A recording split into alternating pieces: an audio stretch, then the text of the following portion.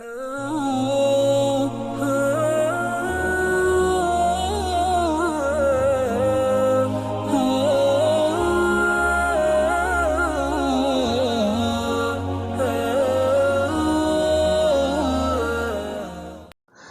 لمن فقه عباده في الدين وصلاة وسلاما على من هدى الخلق إلى التوحيد واليقين وعلى آله وصحبه أجمعين۔ شرح القواعد الفقہیہ کا آج تیسرا سبق ہے، جس کا تعلق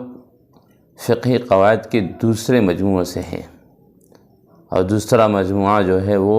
ثابت اور عارض کے متعلق ہے۔ اس میں ایک قاعدہ ہے الیقین لا یزول بالشک، کہ یقین شک سے ختم نہیں ہوتا۔ مثال کے طور پر ایک آدمی کا وضو تھا، یقین کے ساتھ اس کو یہ معلوم تھا کہ میں نے ظہر کی نماز وضو کے ساتھ پڑھی ہے، پھر بعد میں اس کو یہ وہم یا شک ہوا کہ اب پتہ نہیں میرا وضو ہے یا نہیں ہے، لیکن پہلے وضو کا ہونا یقینی ہے، اب حدث کا ہونا یہ یقینی نہیں ہے بلکہ موہوم ہے۔ تو اس صورت میں وہ اپنے یقین پر عمل کرتے ہوئے نماز دوبارہ پڑھ سکتا ہے۔ نماز مطلب عصر کی نماز یا جو وہ کام کرنا وضو کے ساتھ چاہتے ہیں، تلاوت وغیرہ، تو وہ کر سکتے ہیں، کیونکہ جو یقین ہے وہ شک سے ختم نہیں ہوتا۔ اسی طرح اگر کوئی آدمی کسی کا مقروض تھا اور مقروض ہونے کی صورت میں اس نے کیا کیا کہ یہ تو اس کو یقین ہے کہ میں اس کا مقروض ہوں، اب یہ شک ہے کہ پتہ نہیں قرض میں نے ادا کیا ہے یا نہیں کیا، تو اب اس شک کی وجہ سے یہ نہیں ہو سکتا کہ اس کو یہ کہا جائے کہ آپ نے قرض ادا کیا ہے، بلکہ اس کے اوپر لازم ہے کہ وہ مذکور شخص کا جو قرض ہے وہ ادا کر دے۔ اس شک اور وہم اور خیال کی وجہ سے جو مقروض ہونے کا یقین ہے وہ ختم نہیں ہوگا۔ اور اس قاعدے سے کچھ چیزیں مستثنیٰ بھی ہیں۔ مثال کے طور پر اگر مشتری نے ایک ایسے عیب کا دعویٰ کیا کہ جو مبیع ہے اس کے اندر عیب ہے، اور ایسا عیب ہے کہ جس کی وجہ سے مبیع قابل رد ہے، جس کی وجہ سے مبیع کو دوبارہ لوٹانا پڑے گا بائع کو، تو اس صورت میں اب مشتری کے اوپر جبر نہیں کیا جا سکتا ہے کہ آپ بائع کو ہر صورت ثمن دے دیں، اس لیے کہ یہاں پر اگرچہ مشتری کے اوپر ثمن کا دینا یہ یقینی طور پر لازم ہے، لیکن چونکہ صورتحال اس طرح کی ہے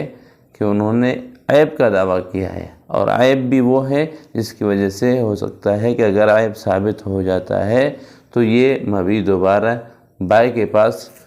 لوٹائی جائے گی۔ تو اس صورت میں یہاں پر شک یقین کا اعتبار نہیں کیا جائے گا، بلکہ شک کی وجہ سے یقین کے اوپر عمل نہیں کیا جائے گا۔ یہ تھا پہلا قاعدہ کہ الیقین لا یزول بالشک، اور دوسرا قاعدہ ہے الاصل بقاء ما کان علی ما کان، کہ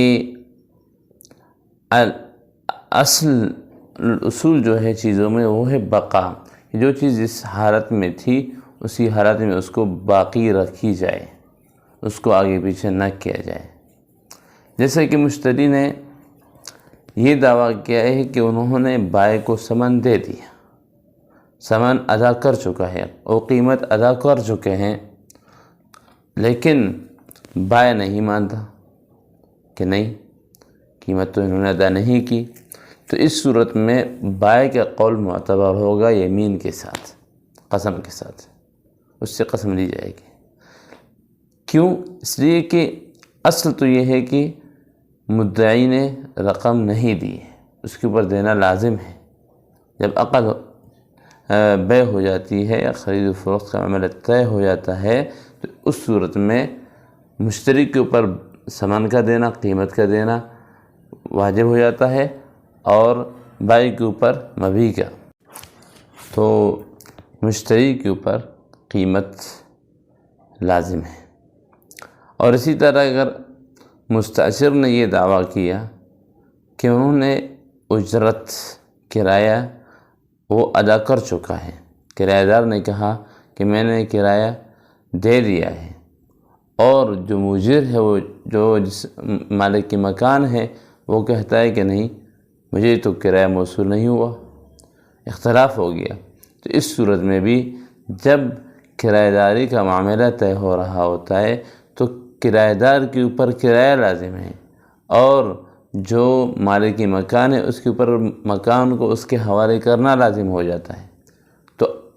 اصل تو یہ ہے کہ اس کے اوپر کرایہ ہے، تو اس اصل کو باقی رکھتے ہوئے اس کا قول جو مؤجر ہے اس کا قول معتبر ہوگا، یعنی اس کا مؤجر جو مالک مکان ہے اس کا قول معتبر ہوگا، لیکن یمین کے ساتھ، کیونکہ وہ انکار کر رہے ہیں۔ تو اس طرح الاصل بقاء ما کان علی ما کان کے اوپر عمل کرتے ہوئے دونوں معاملات کو ان کے اصل پر باقی رکھا جائے گا۔ اور اس قاعدے سے جو مستثنیٰ ہے وہ ہے مثلا مودع، جس کے پاس ودیعت رکھوائی گئی تھی، انہوں نے دعویٰ کیا کہ جو ودیعت ہے وہ میں لوٹا چکا ہوں، یا وہ ہلاک ہو گئی یہ ودیعت۔ تو ان دونوں صورتوں میں اصل تو یہ ہے کہ جب ان کے پاس ودیعت رکھی گئی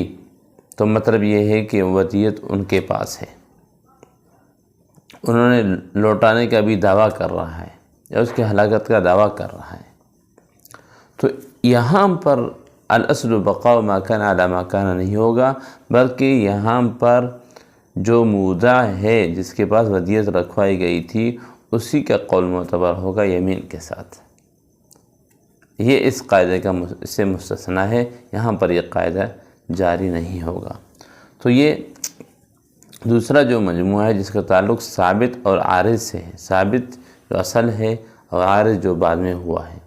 تو اس میں دو قاعدے میں نے بیان کی، الیقین لا یزول بالشک، اور اس کی تطبیق کی مثال، اور ایک ہم نے اس کے مستثنیٰ کی مثال بھی پیش کر دی۔ اور دوسرا جو قاعدہ ہے الاصل بقاء ما کان علی ما کان، اس کی بھی دو مثال تطبیقی اور ایک مثال ہم نے مستثنیٰ کی تھی۔ اللہ تعالیٰ سے دعا ہے کہ اللہ تعالیٰ ہمیں تفقہ فی الدین کی توفیق عطا فرمائے۔ وآخر دعوانا الحمد للہ رب العالمین۔